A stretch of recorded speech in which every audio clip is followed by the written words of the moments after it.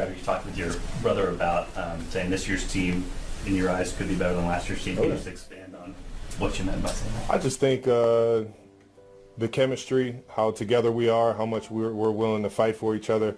I think it's not a matter of effort. It's all just execution. And, you know, we're in here every single day grinding our tails off, trying to get that fixed. And, you know, you feel it from the coaches. They're tightening things up a little bit so that we focus on those details and so we can play fast and you know, play with a purpose. And outside of that, I think the chemistry of this team is one of the most fun teams I've been on in a while. You mentioned this team. It's a lot of guys that only know Super Bowl or AFC Championship game, right? They only know winning. You've been in a situation where you lost a few games before.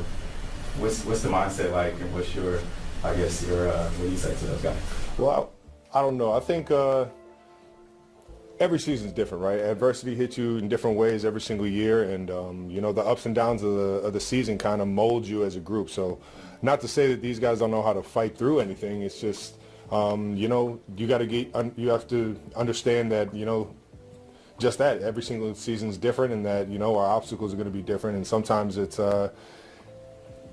just a matter of week in, week out, you know, being able to recharge, refocus, even after a big-time loss or a piled up couple of losses and things like that. Like, you got to find ways to fight through that. You know, the energy may be different dealing with adversity in previous years than it is this year. And it's just you got to make sure that you're coming into the building with the right mindset. And, you know, if losses do pile up on you, man, you got to have a sense of urgency and not kind of, I don't know, go into a shell, but you just got to come in chest up and ready to handle business, man.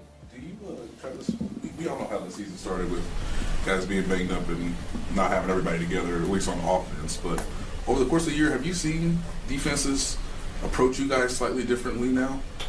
I think in general, I think we're getting a different version of every team's defense for sure, and it's just how you. I feel like teams feel they need to attack us defensively. You know, we're a veteran group on the offensive side in terms of Pat being able to do it, and Coach Reed's ability to scheme guys up. So it's just, you know, we're getting different looks here and there, but you know, I think the coaches are doing a great job of giving us looks throughout the week that have us prepared for anything, and giving us plays that we can go out there and make happen no matter what they're calling. So, Travis. Not trying to make it seem like you never worked out until this offseason, but you obviously put in particular work this offseason. Are you seeing it pay off now as much as it did maybe early in the season? Me working out all offseason is a huge reflection of our team being a lot healthier than we were last year in the wide receiver room. I think what you're seeing is I'm a product of my environment right now, and I'm just trying to go out there and everything is, you know, predicated off of you know, how the offensive line does, how the guys around us do, and obviously the chemistry me and Pat have been able to accumulate over the years. But I think this year is just, you know, every year is different. You got to kind of attack it differently. I think in terms of athleticism and where I feel in terms of health right now, I feel like the offseason definitely helped me to at least get a head start on some of the wear and tear. So it's just the body feels better, but I think the production-wise, you know, our offense in general is having a better season than it was last year. So a lot more weapons, man. Travis, Patrick said he didn't like being 5-5, but he was excited to see what was going to happen from here on out. I guess, do you get a... I'm excited every single day we come into this building, man. There's still a chance I'm fighting, man. And I think right now it's a different season than we've had really in the sense I can remember. And with that being said, it's, you know, every single day is a new challenge, and I love that. I love that opportunity. We get a great football team that's playing amazing on both offense and defensive sides of the football. They got a great run game, pass game, playmakers all over the field. So, and then defensively, they're very stout, and they're getting one of our ex-Super Bowl winners, Tarvarius, back this week. So it's only going to make our job a little bit harder, and we just got to focus, man. And but I got all the faith in the world in everybody in this building, and you know, going out there and finding a way to get a win this weekend. If I could take you back a few weeks, I don't think we got to ask you this after the game against the Commanders, but that was a game where you caught the touchdown to tie Priest Holmes, and there's a moment where I think you drop the ball and Patrick goes and gets it and makes sure that you get to keep that. Just what does it say about him, and What was that moment like for you when you realized he did that gesture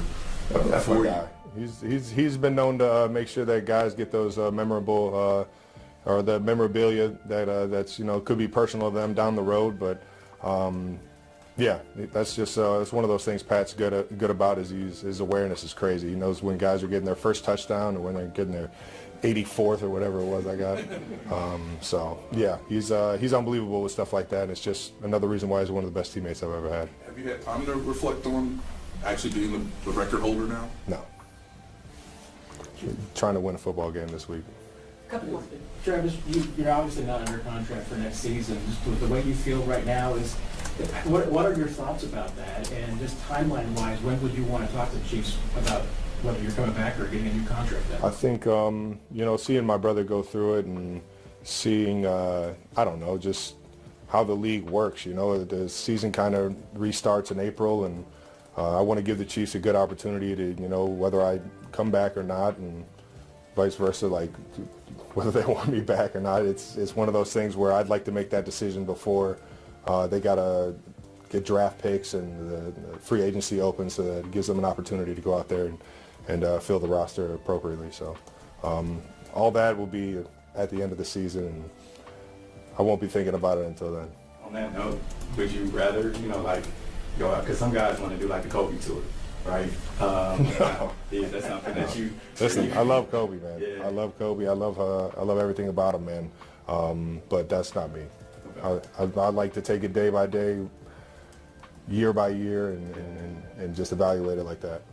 Travis, what have you seen from Tyler Warren, Colts young tight end? Is there anything about his game that you like, and is there anything that he does that reminds him of when you were that age? I don't know, man. He's a big dude coming out of Penn State, man. He's an absolute force, and you can see why he's got a lot of success early. He's got how he ran with the ball when he was in college, his feel for zones, his ability to go up and make a catch over top of everybody. Just a big target out there, man. I'm excited for his future, but hopefully we can hold him. It began with a quiet confidence, the kind that doesn't shout but lingers in the room long after the microphones are switched off. Travis Kelce spoke not like a man clinging to the past, but like a veteran listening closely to the present, as if this season itself were whispering secrets only he could hear. He said this team might be better than last year's, and suddenly the air felt charged, because greatness, when it senses itself, has a habit of announcing its arrival softly. Chemistry, he explained, isn't something you diagram on a whiteboard. It's a living thing. It breathes in the huddle, tightens its grip in the fourth quarter, and refuses to let go when things get uncomfortable. This team, in his eyes, fights for one another with a kind of stubborn joy, grinding daily with purpose rather than panic. Coaches are sharpening the details, the players are moving faster, and the season feels less like a marathon and more like a series of meaningful battles. If you're enjoying this insight so far, take a moment to like and subscribe, because stories like this are only just getting started. But winning breeds its own illusions. Many of these players have only known deep playoff runs, and Kelce, having lived through leaner years, understands adversity differently. He spoke of losses as teachers, not punishments, molding the team week by week. When setbacks pile up, he doesn't believe in shrinking into a shell. He believes in walking into the building chest up, eyes forward, urgency alive. Share this perspective if you think resilience is as important as talent. Defenses, meanwhile, are treating the Chiefs like a chess grandmaster, never repeating the same move twice. Every week brings a new puzzle, a fresh disguise, but Kelce trusts the preparation. Andy Reid's schemes, Mahomes' vision, and a veteran offense mean there's always an answer waiting to be uncovered. And physically, Kelce feels renewed, crediting an off-season of graft for a body that's holding up against time's relentless questions. Then came the moment that revealed everything. Kelce tied a historic touchdown record, dropped the ball, and without hesitation Patrick Mahomes retrieved it for him. A small gesture, perhaps, but it spoke volumes about awareness, loyalty, and brotherhood. Their connection, built on thousands of passes and shared triumphs, is the heartbeat of this era. Retirement whispers grow louder at 36, especially with Mahomes sidelined and the season derailed, but Kelce isn't ready for farewells or grand tours. He's living day by day, fight by fight, focused only on the next challenge. And as the season waits to reveal its final chapter, one thing is certain: this story isn't finished yet.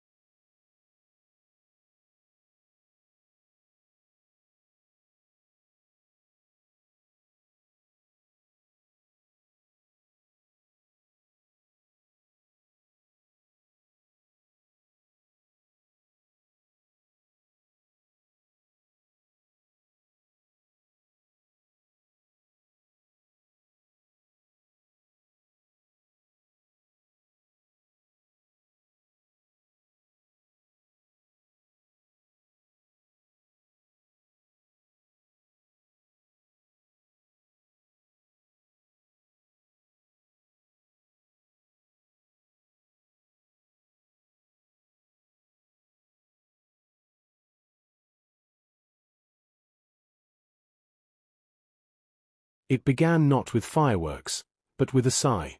A quiet, exhausted breath hanging in the air of a press room that suddenly felt heavier than any defeat.